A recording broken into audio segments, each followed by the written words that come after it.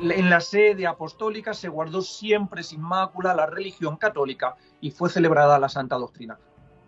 El Espíritu Santo, por lo tanto, es prometido a Pedro y a sus sucesores para custodiar y exponer, santamente custodiar y fielmente exponer. El Papa es custodio y expositor del conjunto de verdades reveladas. No hay error voluntario, que es la herejía, pero tampoco hay error involuntario en el magisterio de los papas, ni en el ordinario ni en el extraordinario. Porque el Papa habla es cátedra cuando actúa como pastor supremo, define una doctrina de fe y costumbres que tiene que ser sostenida por toda la Iglesia. Eso es lo único que nos pide la Iglesia, nada más.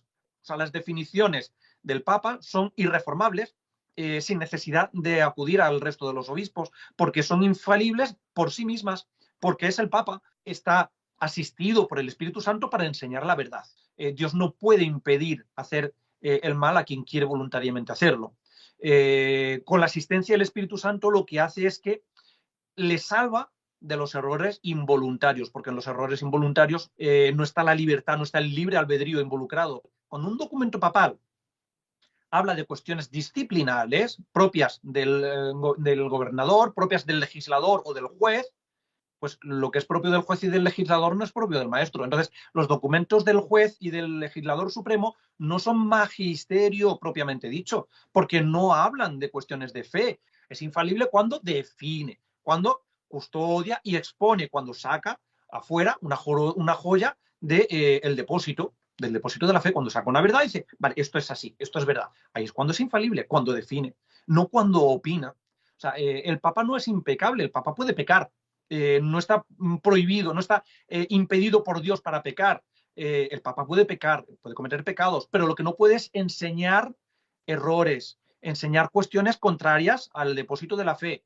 O sea, enseñando la verdad, Dios le inspira, lo asiste y lo protege del error involuntario en el cual no se ve involucrada la voluntad, la libre voluntad del ser, de la persona. Mientras que si un papa quisiera voluntariamente enseñar el error, Dios no le puede impedir en virtud del libre albedrío.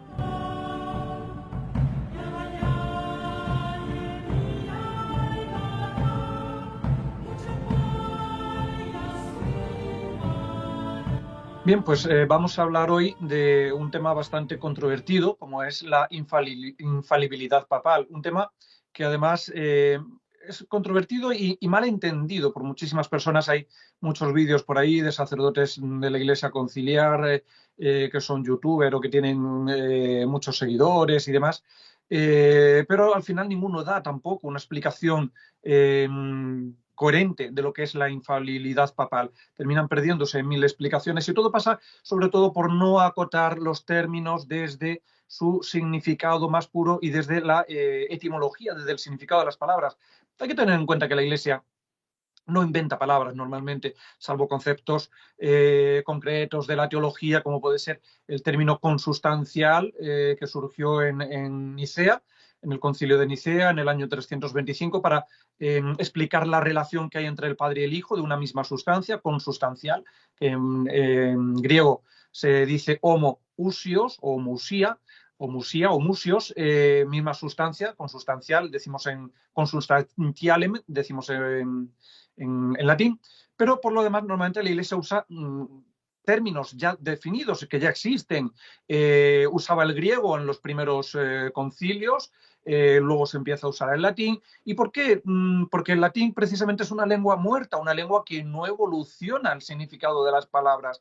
Lo de la Iglesia lo que hace es usar palabras ya formadas en la lengua latina, con un significado que es objetivo y que no cambia, que no varía. Entonces, no debemos buscar significados nuevos, tenemos que ir precisamente a la raíz, al origen de las palabras, como hicimos cuando hablamos del magisterio, intentando definir qué es magisterio, que es algo que todavía a día de hoy prácticamente casi nadie es capaz de hacer, porque dan definiciones vagas y no se van al origen. Y la palabra magisterio no evolucionó después de que la Iglesia la empieza a usar y usa un término en latín. Lo mismo pasa con el término infalibilidad.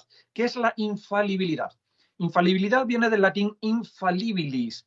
Infalibilis, infalible, una infalibilidad sería infalibilitas, ¿no? Pero bueno, infalibilis o infalible es un término que está compuesto por tres términos, ¿no? Un prefijo negativo, in, la raíz, que es del verbo falere, y el sufijo, un sufijo de posibilidad, bilis. In quiere decir no, es negación, un prefijo negativo. El verbo falere quiere decir en latín engañar, equivocarse, fallar o caer.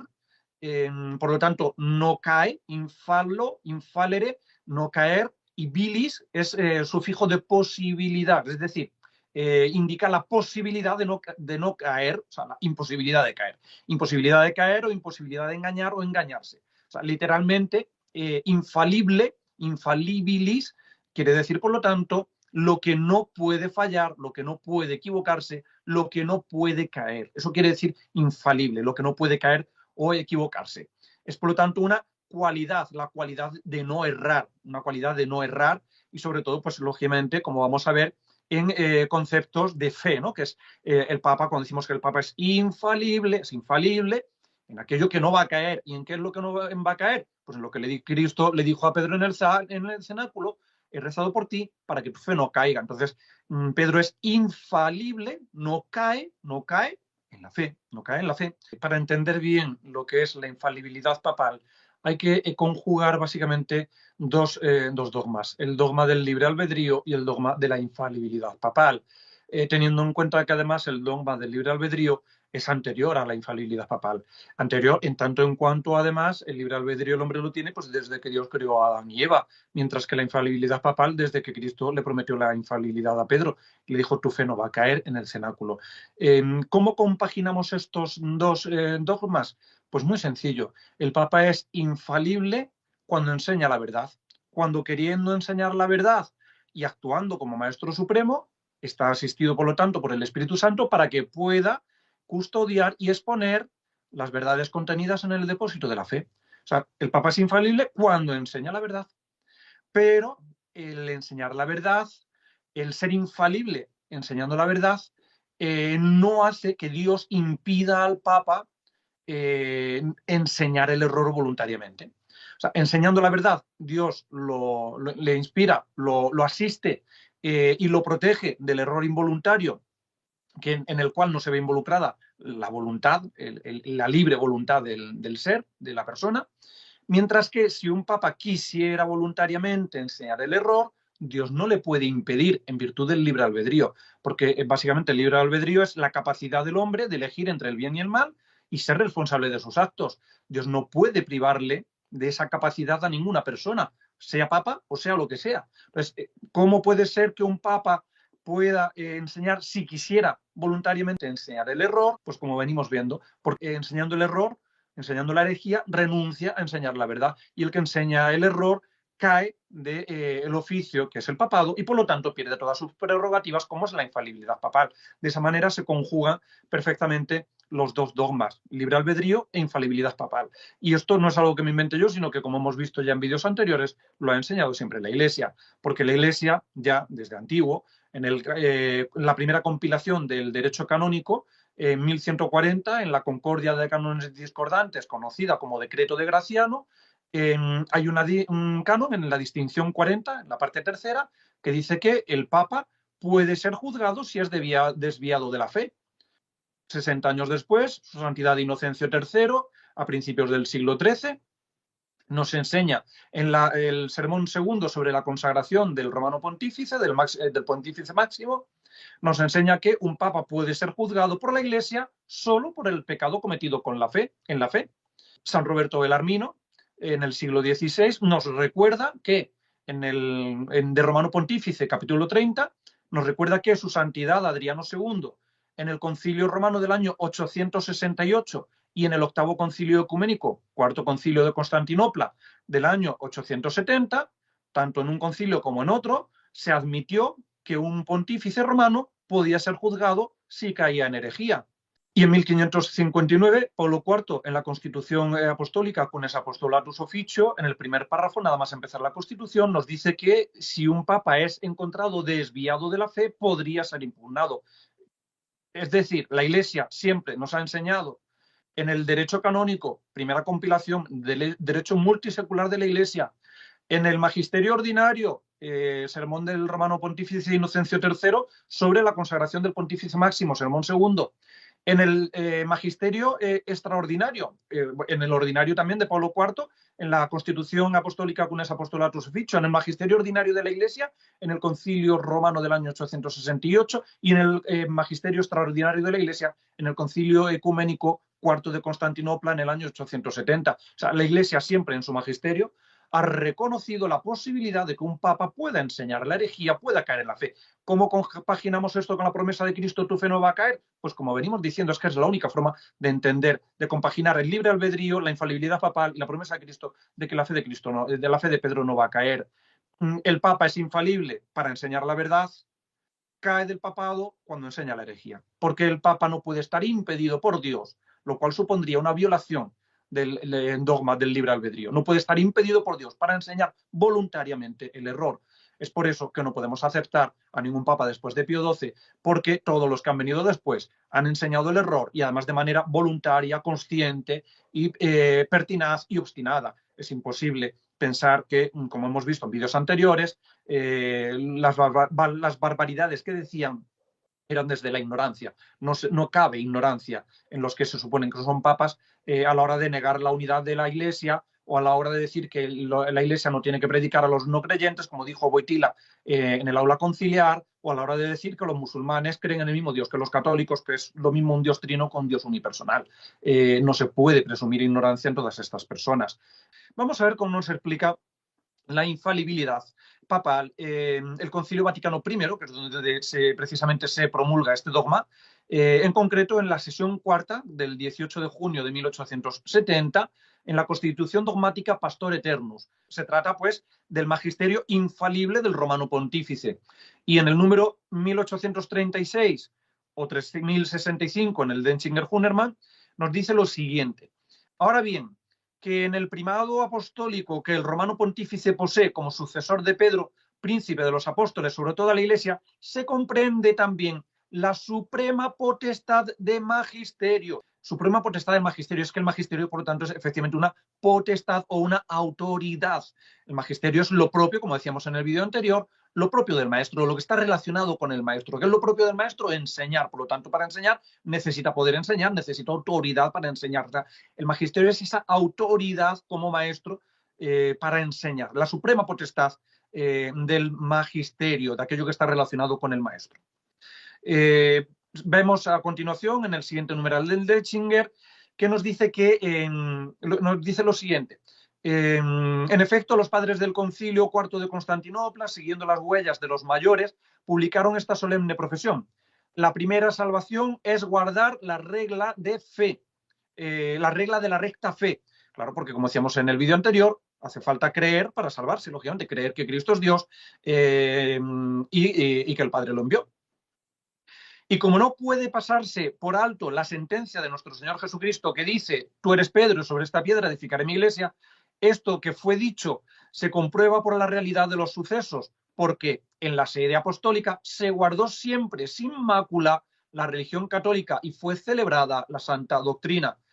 No deseando, pues, en manera alguna separarnos de la fe y doctrina de esta sede, esperamos que hemos de merecer hallarnos en la única comunión que predica la sede apostólica, en que está la íntegra y verdadera solidez de la religión cristiana. Esto lo dijeron, por lo tanto, los padres del Concilio IV de Constantinopla. En la sede apostólica se guardó siempre sin mácula la religión católica y fue celebrada la santa doctrina. Por lo tanto, si siempre ha estado guardada sin mancha en la sede apostólica, no puede ser que haya habido papas herejes, como algunos pretenden vanamente justificar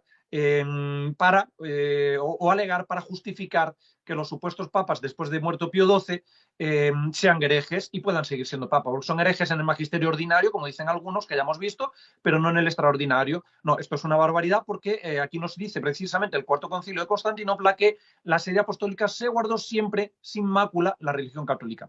En la sede apostólica, por lo tanto, no hubo mácula a ningún nivel, ni en el magisterio ordinario ni en el magisterio extraordinario. Continúa diciendo la Pastor Eternus en Denzinger 1836, Denzinger-Hunnermann 3069. En cumplir este cargo pastoral, nuestros antecesores pusieron empeño incansable a fin de que la saludable doctrina de Cristo se propagara por todos los pueblos de la tierra y con igual cuidado vigilaron que allí donde hubiera sido recibida se conservara sincera y pura, por lo cual los obispos de todo el orbe, ora individualmente, ora congregados en concilios, siguiendo la larga costumbre de las iglesias y la forma de la antigua regla, dieron cuenta particularmente a esta sede apostólica de aquellos peligros que surgían en cuestiones de fe, a fin de que allí señaladamente se resarcieran los daños de la fe, donde la fe no puede sufrir mengua, donde no puede caer, donde no puede sufrir mengua ninguna, donde no puede fallar, donde la fe es infalible. ¿Dónde es la fe infalible? En la cátedra de Pedro. En la cátedra de Pedro. Continúa diciendo en el Denzinger Hunemar 3070. Más adelante, no fue prometido a los sucesores de Pedro el Espíritu Santo para que por revelación suya manifestaran una nueva doctrina, sino para que con su asistencia, con la asistencia del Espíritu Santo, santamente custodiaran y fielmente expusieran la revelación transmitida por los apóstoles, es decir, el depósito de la fe, el depósito de la fe. Y ciertamente la apostólica doctrina de ellos, todos los venerables padres todos los venerables padres la han abrazado y los santos doctores ortodoxos venerado y seguido, sabiendo plenísimamente que esta sede de San Pedro permanece siempre intacta de todo error, según la promesa de nuestro divino Salvador hecha al príncipe de sus discípulos. Yo he rogado por ti, a fin de que tu fe no desfallezca, y una vez convertido, confirma a tus hermanos.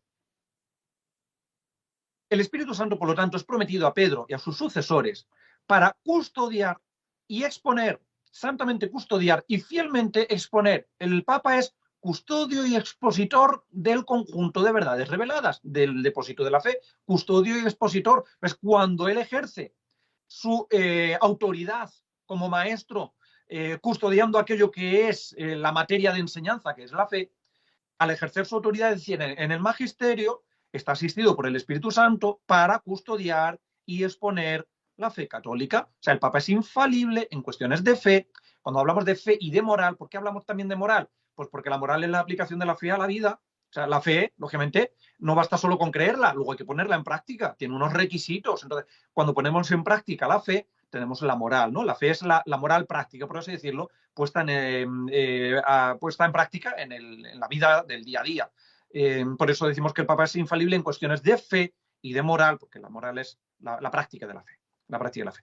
Entonces, el Papa es custodio y expositor. Y además, aquí nos vuelve a decir otra vez el Concilio Vaticano I que la fe en esta sede de San Pedro permanece siempre intacta de todo error. Veíamos en vídeos anteriores que el error puede ser material o formal, que puede ser voluntario o involuntario.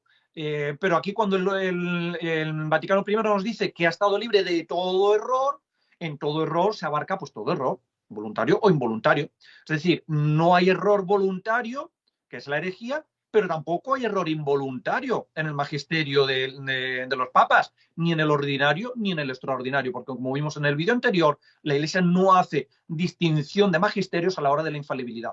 El magisterio es diferente según el modo de exponer la verdad, pero no en cuestión de infalibilidad. Cuando el Papa enseña una verdad de fe o de moral, da igual que sea en el magisterio ordinario o que sea en el extraordinario, está siendo infalible, porque no puede caer en la fe. Y como nos dice aquí, precisamente citando a Cristo, yo he rogado por ti a fin de que tu fe no desfallezca.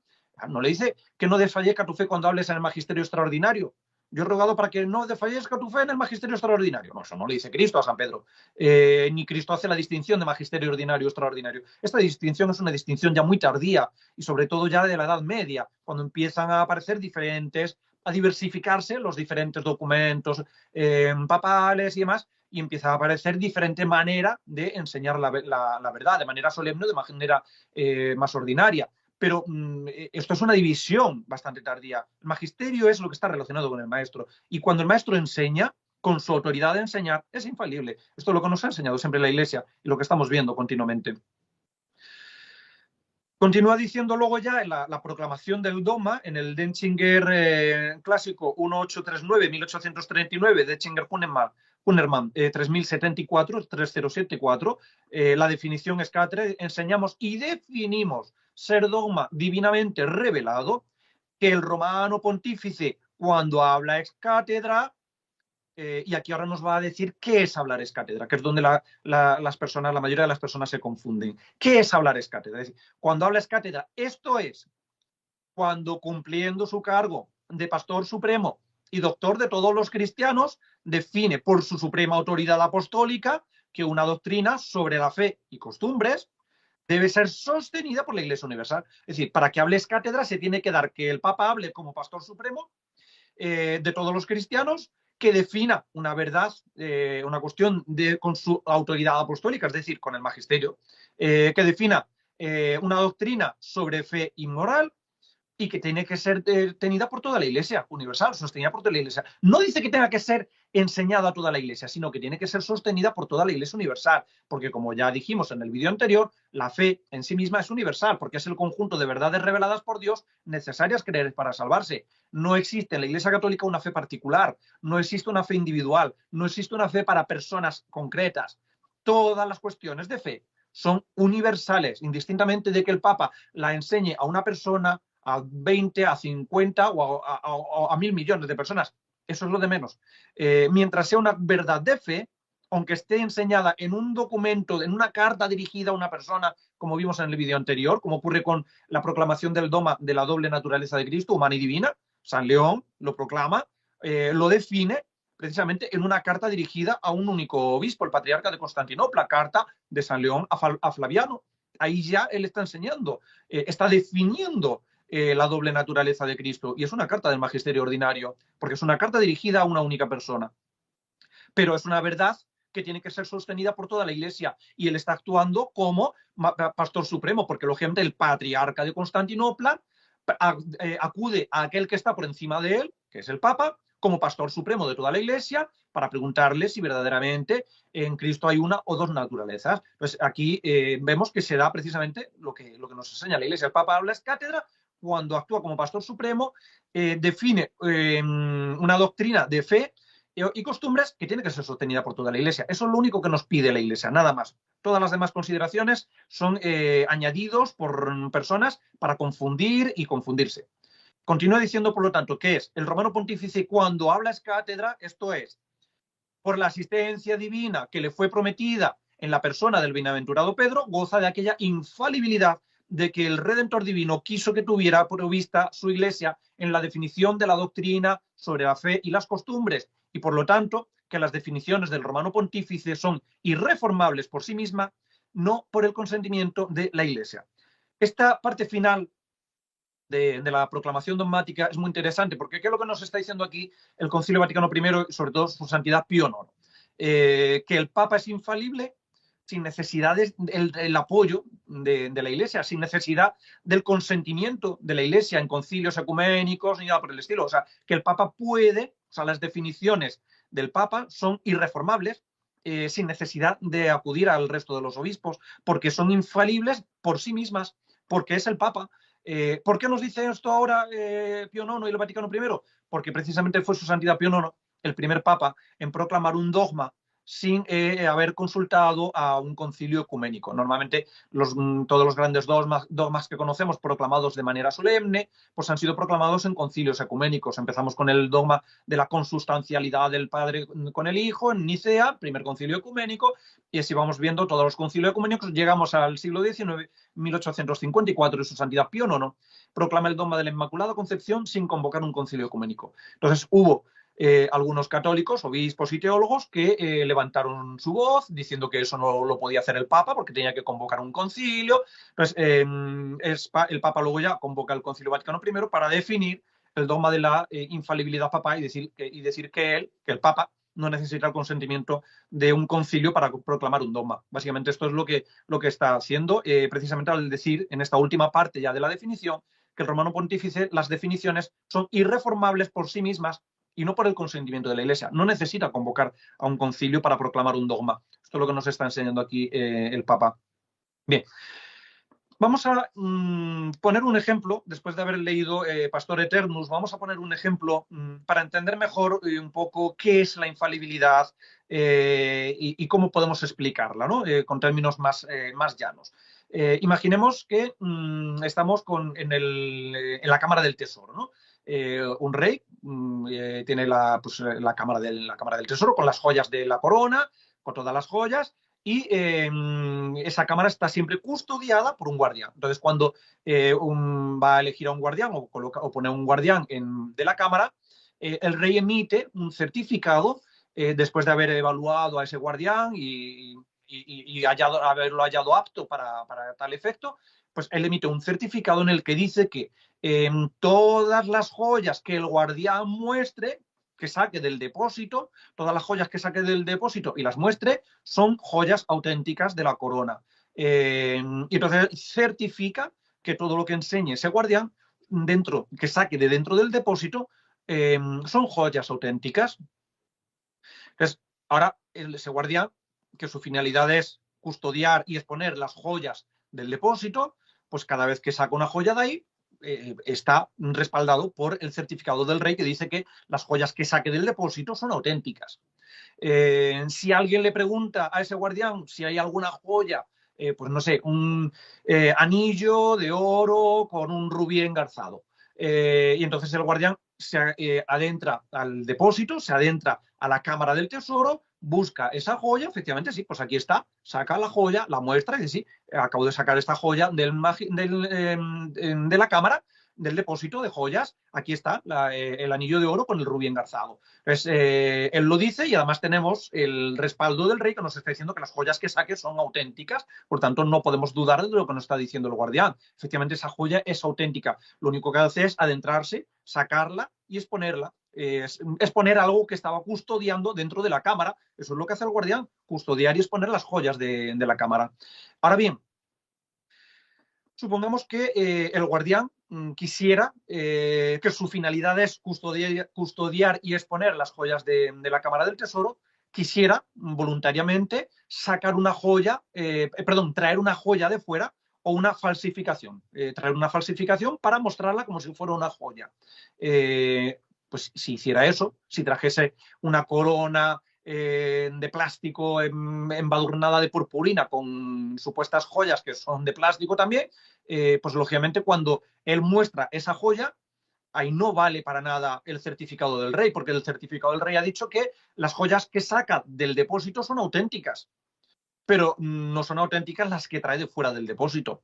Entonces, si el guardián quisiera hacer eso, lógicamente él está perdiendo su cargo de guardián del depósito de joyas, porque la finalidad del guardián es custodiar y exponer las joyas del depósito, no engañar a las personas trayendo una joya de fuera o una falsificación de fuera. Entonces, él automáticamente pierde su puesto de guardián. Y ahí ni se ve involucrada el certificado del rey, es decir, la infalibilidad papal, y además él dejaría de ser el guardián, porque no está guardando ni está exponiendo precisamente las joyas del depósito, sino lo que a él le viene en gana. ¿Alguien tiene que decir que esa joya es falsa? No, si es que, como nos dice el apóstol, la maldad de los herejes quedará patente como quedó patente la maldad de Janes y Mambres, que son los magos que se enfrentaron a Moisés. Quedó patente la maldad de aquellos magos delante de la realidad y de la verdad de Moisés. Pues de igual manera que alguien analice una falsificación, que la vea un poquito detenidamente, se da cuenta de que eso es una falsificación, que no es una joya auténtica y que ni mucho menos ha sido sacada del depósito, porque no se puede comparar la verdad con la falsedad, una joya auténtica con una falsificación de plástico. Es que es completamente patente la diferencia entre una cosa y la otra.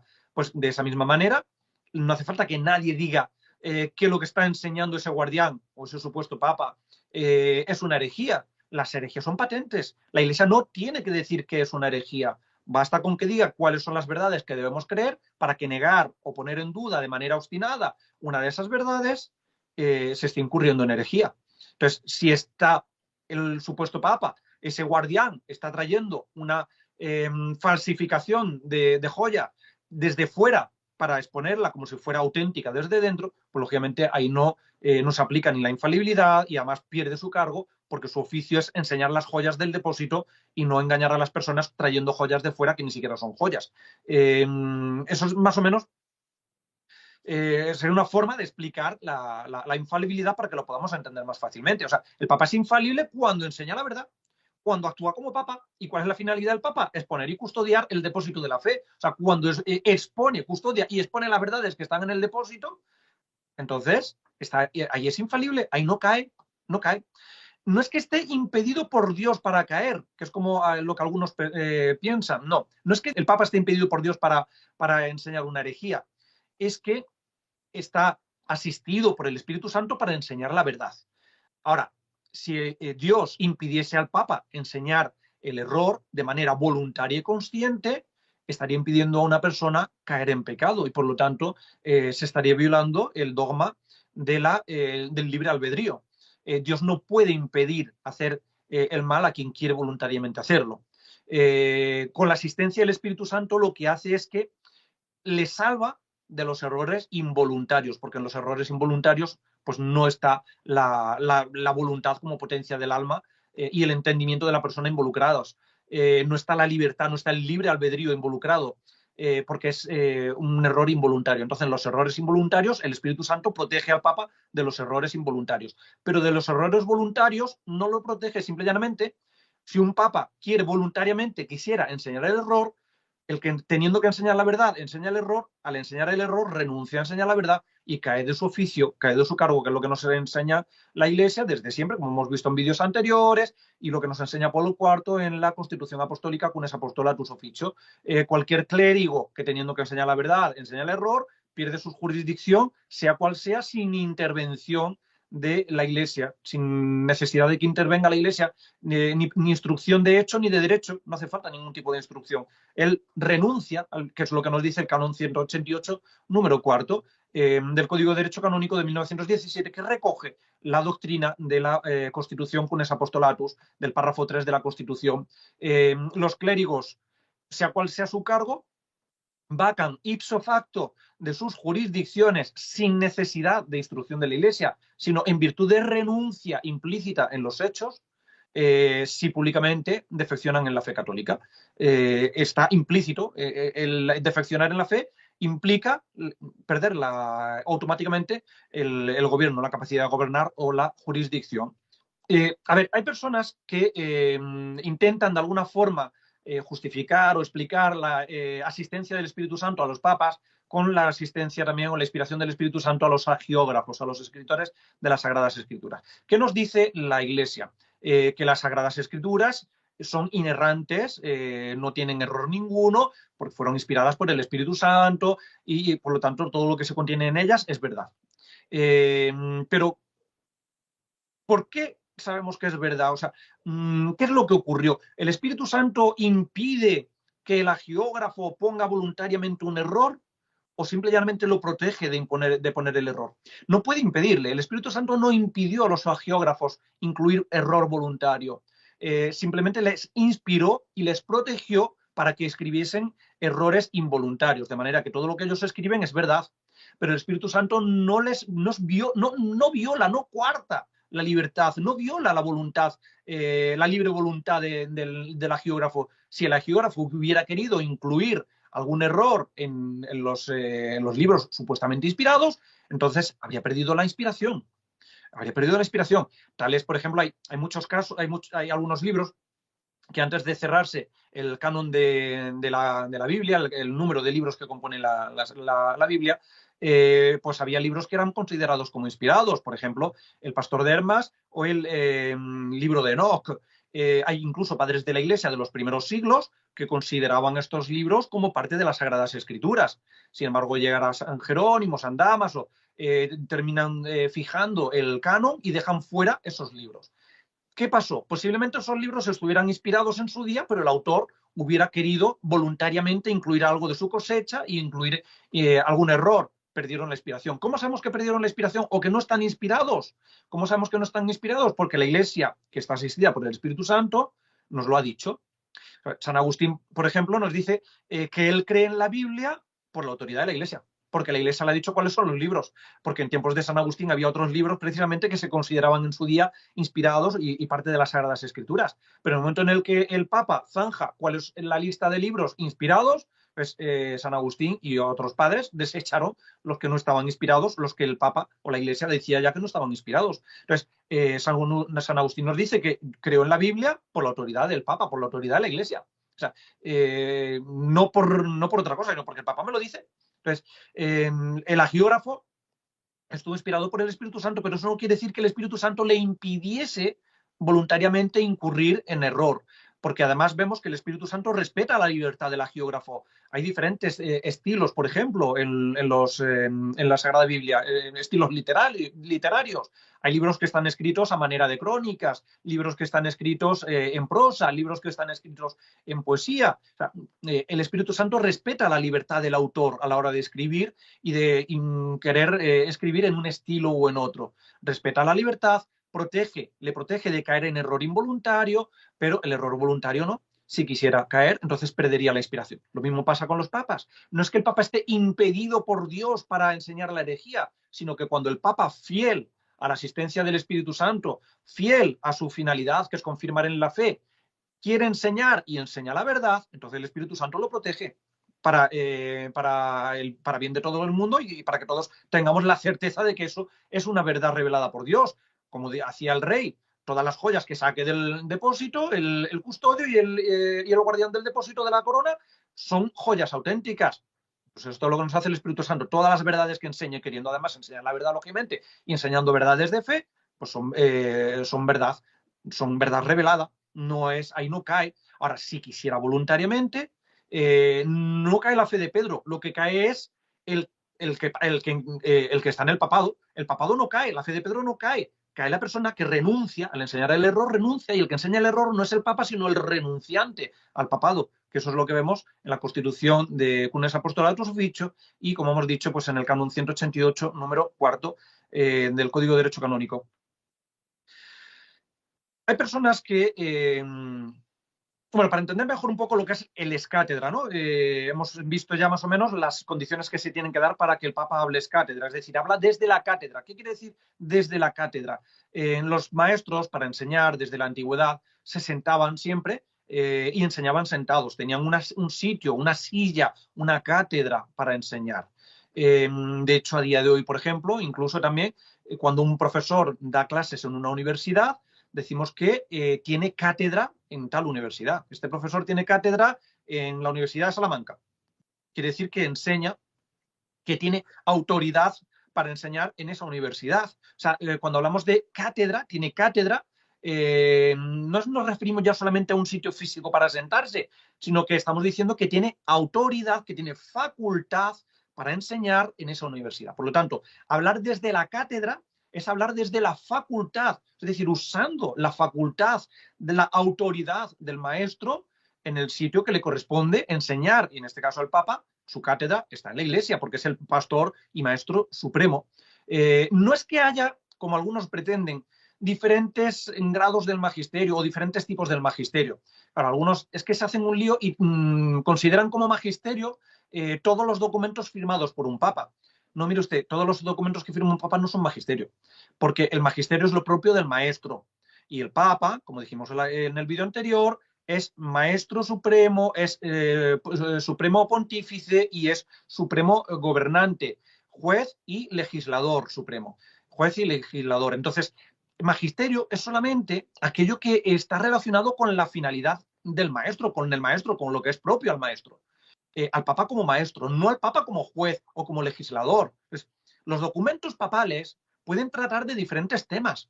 Cuando un documento papal, indistintamente del documento que sea, constitución apostólica, carta, bula, encíclica, da igual, cuando un documento papal habla de cuestiones disciplinales propias del gobernador, propias del legislador o del juez, pues lo que es propio del juez y del legislador no es propio del maestro. Entonces, los documentos del juez y del legislador supremo no son magisterio propiamente dicho, porque no hablan de cuestiones de fe, no es una enseñanza de fe, no es objeto del maestro, es objeto del juez supremo y del legislador supremo. Entonces, los documentos disciplinales no son magisterio. Magisterio son los documentos que atañen a la fe, indistintamente de que la fe se enseñe de manera ordinaria o de manera extraordinaria. Pero claro, tenemos que hacer esta distinción fundamental, porque si consideramos que magisterio son todos los documentos que firma un papa, pues entonces, ¿qué es lo que hacen a día de hoy muchos conservadores, tradicionalistas o modernistas en la Iglesia Conciliar? Magisterio son todos los documentos del papa. Pues ahora meto ahí todos los documentos, también los disciplinales, dentro del magisterio, y luego pues ahora empiezo a hacer una purga, y ahora yo digo qué es magisterio y qué no es magisterio. No, mire usted, magisterio es lo que atañe a la fe, aquello que es propio del maestro, no aquello que es propio del juez y del legislador supremo. Pues los documentos legislativos no son magisterio, magisterio son los documentos de fe, documentos de fe. Y el Papa, enseñando cuestiones de fe y de moral, como maestro supremo, es infalible cuando define una cuestión de fe y de moral, es infalible. No cuando define leyes, o que, por cierto, las leyes no se definen, las leyes simplemente se imponen, se mandan, se decretan, pero no se definen. Lo único que se define es la fe, no las leyes. No las leyes. Ahora bien, el Papa es infalible cuando actúa como maestro, cuando enseña, cuando actuando como maestro enseña, no cuando da opiniones, aunque sean cuestiones de fe, que esto es algo que tampoco muchos distinguen, ¿no? Hay un caso muy conocido, el caso de su santidad Juan XXII, a principios del siglo XIV. Juan XXII, en 3 homilías, habló sobre la visión beatífica. Había una discusión entre teólogos en ese momento, en diferentes escuelas y universidades. Habían quienes decían que los santos, una vez que mueren y se salvan, no verán a Dios, a Cristo, hasta el día del juicio final. Están en el paraíso, pero no ven, no tienen la visión beatífica. Y a los que explicaban esto ponían el ejemplo de que los santos están debajo del altar del Cordero, pero no ven al Cordero, no ven a Dios hasta que no llegue el final del mundo, el final del juicio final.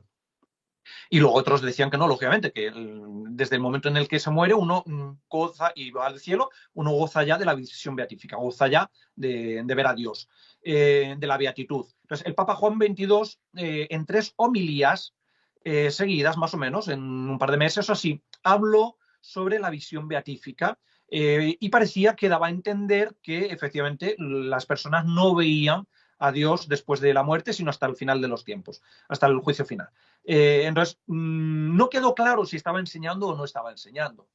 Tal es así que los cardenales tuvieron que preguntarle, Santidad, ¿usted está queriendo enseñar algo? Porque como era una cuestión disputada entre teólogos, ¿usted está queriendo enseñar algo? Y entonces el Papa dijo, no, no estoy queriendo enseñar. Estoy estimulando el debate entre los teólogos. Estoy estimulando el debate entre los teólogos, pero no he querido enseñar. Es decir, no quedó claro que él quería enseñar, porque si no, no lo habrían preguntado. O sea, para que se vea involucrada la infalibilidad papal, hace falta, lógicamente, que todo el mundo entienda que se está enseñando, que el Papa está enseñando algo.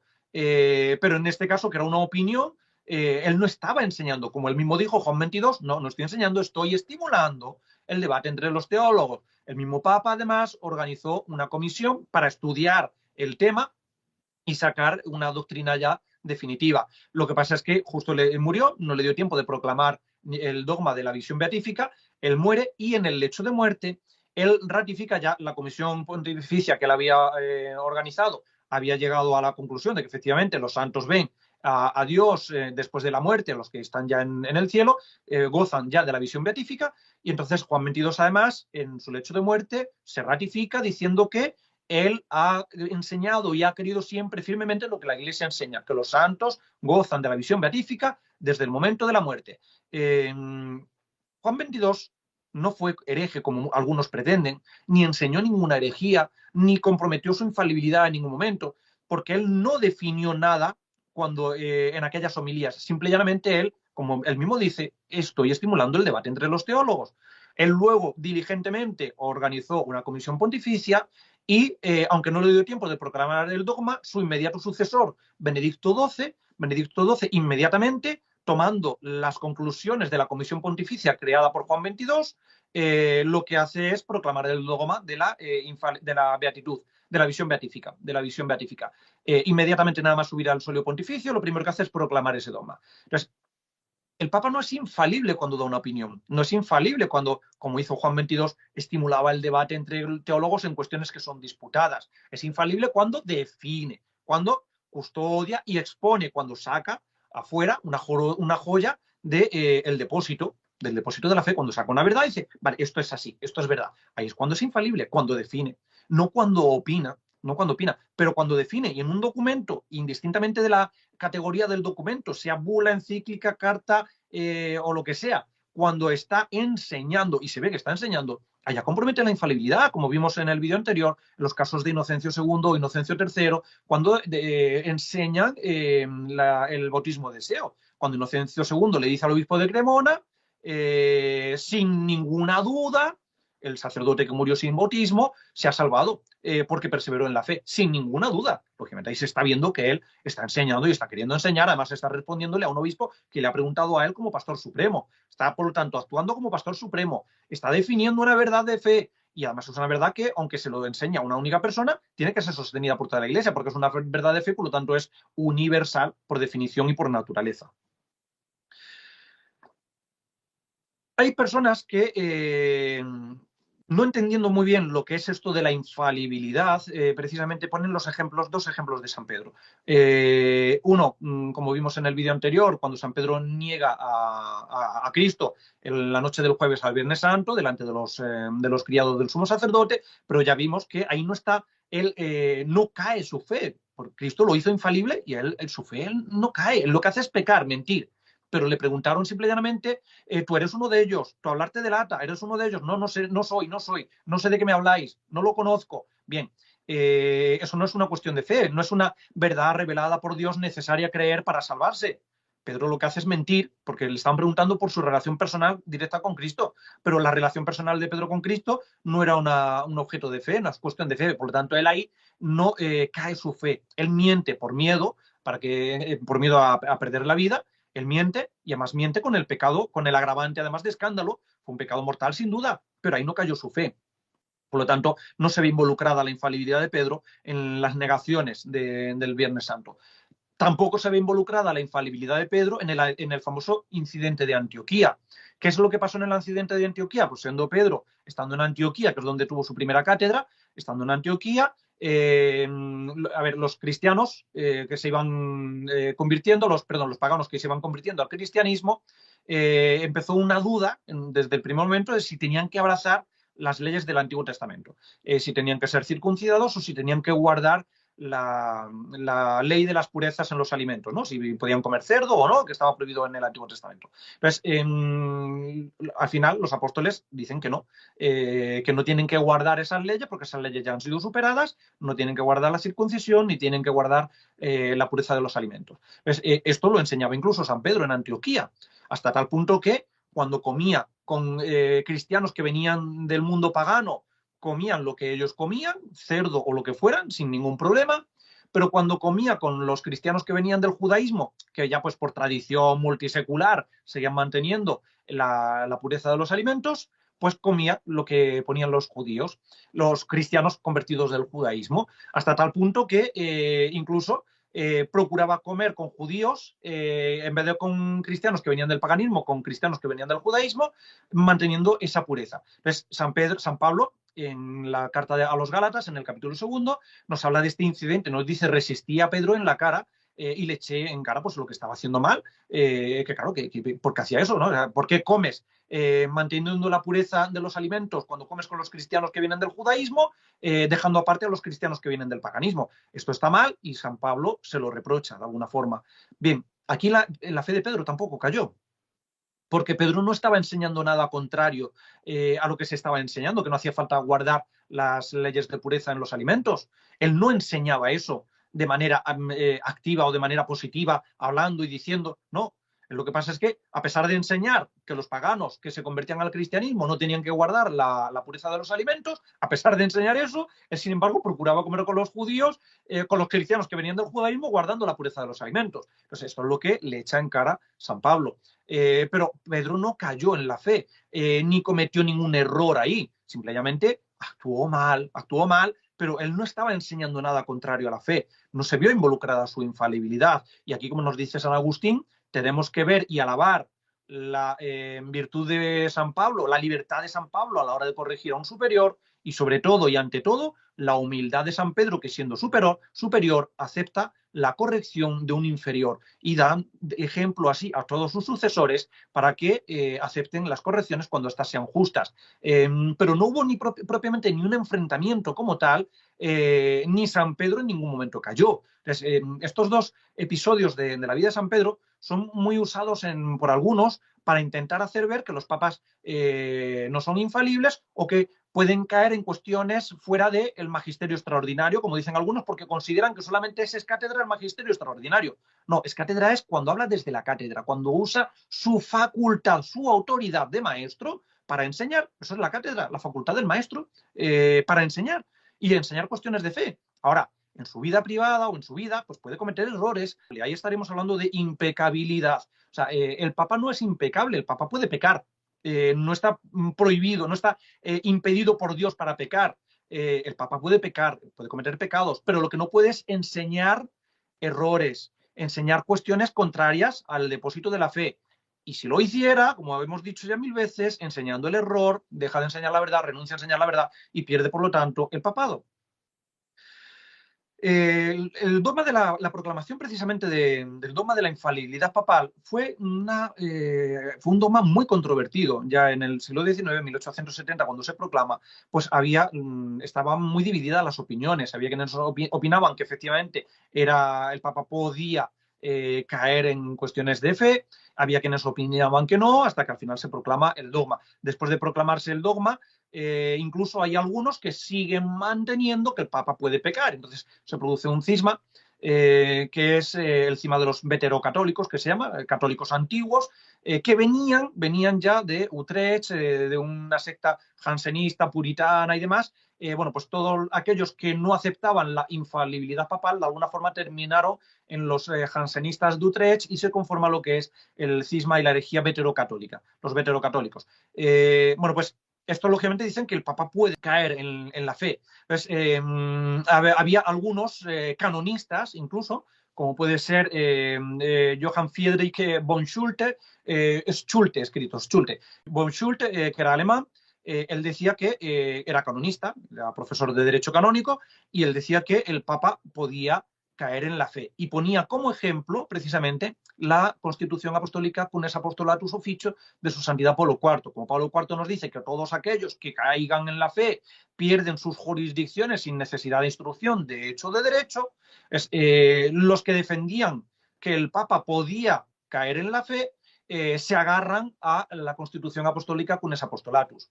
Y entonces algunos teólogos y canonistas que defendían la infalibilidad papal, como el obispo Joseph Fessler o el cardenal Joseph Hergenroder, que eran también alemanes, pues de alguna manera, para oponerse a los que defendían que el Papa podía caer en herejía, arguyendo la Cunes Apostolatus Officio, pues Monseñor Fessler y Monseñor Herrenroder dicen que es que la Cunes Apostolatus Officio es solamente una bula, una constitución de cuestiones disciplinales, y ahí no se ve afectada la infalibilidad del Papa. Pero no es así, como vimos ya en otros vídeos anteriores, porque precisamente Paulo IV usa el término definimos en el apartado tercero de la Constitución. Definimos, y solamente se pueden definir cuestiones de fe. Que lo que pasa que si es cierto que la Constitución con ese apostolatus officio lo que hace es renovar e implementar las penas contra los herejes, cismáticos y apóstatas. Pero no solamente renueva o aumenta penas, sino que además incluye la pérdida de la jurisdicción, de la jerarquía, sin necesidad de instrucción de hecho de derecho. Tanto Fessler como Herrenroder opinaban que incluso esa constitución no estaba en vigor, pero esto fue a finales del siglo XIX, antes de la codificación del derecho canónico de 1917. Hay que tener en cuenta que antes de 1917, antes de que se esquematice, se codifique el derecho canónico de la Iglesia, el derecho estaba recogido en un montón de compilaciones, decretales, etcétera, etcétera. Entonces, ser canonista en esa época verdaderamente era una proeza. Tanto Monseñor Fessler como Monseñor Herrenroder, que vivieron y murieron ambos y otros más a finales del siglo XIX, justo después de la proclamación del dogma de la infalibilidad papal, ellos, para intentar rebatir a los veterocatólicos y a los que negaban la infalibilidad papal, arguyendo la cunes apostolatus officio, lo que hacen es decir que cunes apostolatus officio es meramente disciplinar y en ello no se ve afectada la infalibilidad papal. O sea, tanto erraron los veterocatólicos y los que negaban la infalibilidad papal al decir que cunes apostolatus officio se demuestra que el Papa puede errar, como erraron también tanto Fessler como Herrenroder, al decir que no enseña ninguna verdad. Sí que enseña, porque además, como digo, en el párrafo tercero usa el término definimus y el término definimus solamente se puede utilizar para cuestiones de fe. Y no solamente eso, sino que luego, años después, en 1917, muertos ya Herrenroder y Fessler, el Código de Derecho Canónico recoge totalmente la doctrina de la cunes apostolatus officio contenida en el párrafo tercero de la pérdida de las jurisdicciones sin necesidad de instrucción de hecho de derecho, la recoge en el canon 188, número cuarto. Claro, tanto Fessler como Herrenroder no conocían esto. Y ellos opinaban, como canonistas que eran, que esa constitución había pasado. Sin embargo, el derecho canónico luego, el código de 1917, retoma la constitución con esa postulatus officio, la introduce en el código y aparece lo que es la figura de renuncia tácita, que esta figura es fundamental que la entendamos. Renuncia tácita, renuncia implícita en los hechos contrarios a la esencia del oficio, que no necesita ser admitida por nadie, sino que ya el derecho de por sí lo admite ya, o sea, está admitida por derecho. Vacan ipso facto de sus jurisdicciones, sea cual sea el oficio que tenga el clérigo, en virtud de renuncia tácita, admitida por derecho, renuncia implícita. Vacan, renuncia, quienes de la fe católica públicamente caen de la fe católica, a fide católica publice defecerit. No se trata, por lo tanto, de una pena, claro.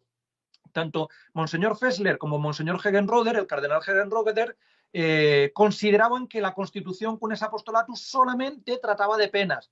La pena es la privación de un privilegio eclesiástico. Esa es la definición de pena que nos da el derecho canónico, la privación de un privilegio eclesiástico. O sea, sin embargo, lo que nos enseña Paulo IV y lo que nos enseña el Código de Derecho Canónico de 1917 no es una pena, sino una renuncia. Un oficio eclesiástico se puede perder de diferentes maneras, por pena, por una pena impuesta, por la muerte, por la caducidad en el caso de que tenga fecha, o por la renuncia. Renuncia y pena son cosas distintas. La pena normalmente viene impuesta por la autoridad eclesiástica. La renuncia es un acto voluntario del renunciante, de la persona que tiene el oficio. Entonces, puede renunciar de manera expresa ante notario, dejando nota de su renuncia. En el caso de que la renuncia necesite ser admitida por un superior, la renuncia no surte efecto hasta que el superior la admite, pero en el caso de que no necesite ser admitida por ningún superior, pues en el momento en el que se pronuncia la renuncia, se lleva a cabo. Pues, y la renuncia, que es el caso de los papas, por ejemplo, el papa no necesita que su renuncia la admita a nadie, sino que basta con que el papa diga que renuncia para que pierda el papado. Pues, la renuncia implícita, la renuncia tácita, que es la figura que, a la que da forma, por así decirlo, el Código de Derecho Canónico, en el canon 188, la renuncia tácita no necesita ser admitida por nadie. Ya es admitida por el derecho canónico sin necesidad de que ninguna autoridad eclesiástica intervenga. Por eso nos dice que vacan ipso facto en virtud de renuncia tácita de todas sus jurisdicciones, en virtud de renuncia tácita admitida por el derecho. No hace falta intervención, no hace falta instrucción de hecho o de derecho, nos dice Polo IV, y el Código de Derecho Canónico nos dice que vacan ipso facto en virtud de renuncia tácita, de renuncia admitida, implícita, en los hechos, admitida por el derecho canónico. Claro, o sea, Pablo IV lo que nos está enseñando, aunque él no le llama renuncia tácita, nos está hablando de una especie de autodeposición, que no es una pena, sino que es una deposición automática personal que hace la persona que se depone. O sea, esto es una renuncia. El que se autodepone está renunciando a su oficio, y una renuncia, vuelvo a insistir, una renuncia no es una pena, son cosas distintas. El problema es que tanto Monseñor Fessler como el cardenal Herrenroder, intentando defender la infalibilidad papal, sepultaron de alguna manera la Cunes Apostolatus Officio diciendo que solamente trataba de cuestiones disciplinales y penales, pero no, porque la renuncia no es una cuestión penal. La renuncia no es una cuestión penal. Aquí lo que enseña el Papa en Cunes Apostolatus y el derecho canónico de 1917 es la renuncia implícita, que esto es además de derecho divino. ¿Por qué? Porque nos enseña el apóstol San Juan y el apóstol San Judas y San Pablo, nos enseña que los herejes de entre nosotros han salido, nos dice San Juan, de entre nosotros han salido, es decir, los herejes salen por su propio pie, por su propia voluntad. Nos dice también San Juan, no les escuchéis, no les saludéis, no les saludéis, porque quienes les saludan comulgan con sus maldades, no les saludéis a los herejes. San Judas nos dice, execrar hasta la túnica de los herejes. Y San Pablo nos dice, apartaos de los herejes, apártate de los herejes. Entonces, es imposible que yo tenga que obedecer o que se mantenga una relación de jurisdicción entre un superior y un súbdito cuando por voluntad divina, por imperativo divino, tengo que ignorar y execrar a una persona. Es incompatible. El ignorar es incompatible con obedecer y con estar sometido a. Yo no puedo estar sometido a quien tengo que ignorar. Es una contradicción interminis. Entonces, ahí vemos efectivamente que lo que nos enseña la Sagrada Escritura se ve reflejado en la Constitución Apostólica Cunes Apostolatus Officio, porque claro, si tengo que execrar, si tengo que apartarme de, si tengo que ignorar a quienes teniendo un cargo o un oficio en la Iglesia incurren en herejía, pues es porque han perdido su jurisdicción. Pablo IV, es porque han renunciado a su jurisdicción. Código de Derecho Canónico de 1917, Canon 188, número 4, que es lo que venimos diciendo en todos los vídeos y no me cansaré de repetir. El que tiene un oficio en la Iglesia Católica es para la salvación y solamente se puede gobernar para la salvación cuando se enseña la verdad para la salvación. La infalibilidad papal no se ve afectada porque un papa pudiera enseñar voluntariamente el error, porque al enseñar el error no está enseñando la verdad, y lo que nos dice la infalibilidad papal es que es infalible cuando habla es cátedra, y habla es cátedra cuando como maestro enseña cuestiones de fe universales, es decir, cuando muestra, cuando expone una joya del depósito, pero cuando intenta exponer una falsificación, ahí no le vale la infalibilidad, ahí no le vale, y no solamente no le vale, sino que además pierde su oficio.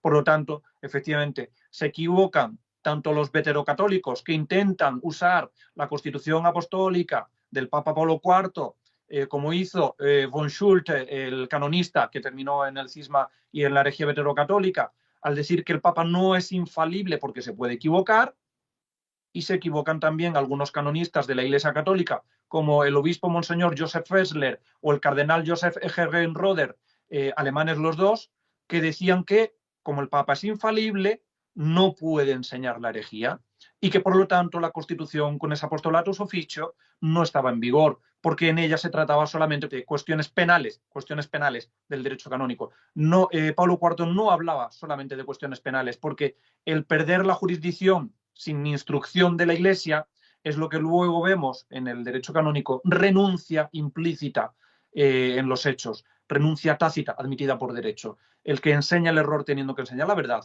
renuncia a su oficio y pierde toda jurisdicción. Infalibilidad y libre albedrío, tenemos que compaginar esos dos dogmas y entenderlos desde ese prisma. De cualquier otra manera vamos a estar siempre errados, que es lo que ocurre a día de hoy cuando nos dicen que, claro, el Papa es infalible cuando enseña la verdad en el magisterio extraordinario. No, mire ustedes, vimos en el vídeo anterior que magisterio ordinario y magisterio extraordinario es lo mismo, es el mismo magisterio, pero expresado de diferente manera, enseñado de diferente manera. La verdad contenida en el magisterio, tanto ordinario como extraordinario, no depende del modo en que se expresa, sino de la verdad en sí misma. Y las verdades de fe, que es donde el Papa es infalible, las verdades de fe son universales y da igual que se diga en un magisterio o en otro. El que enseña el error renuncia a enseñar la verdad. Entonces, si voluntariamente un Papa quisiera enseñar el error, deja de ser Papa porque está renunciando a enseñar la verdad. Esa es la doctrina de la Iglesia. Eso es lo que vemos además en San Roberto Belarmino, en De Romano Pontífice y en otros lugares más de los doctores de la Iglesia y del magisterio de la Iglesia de los concilios y del magisterio de la Iglesia.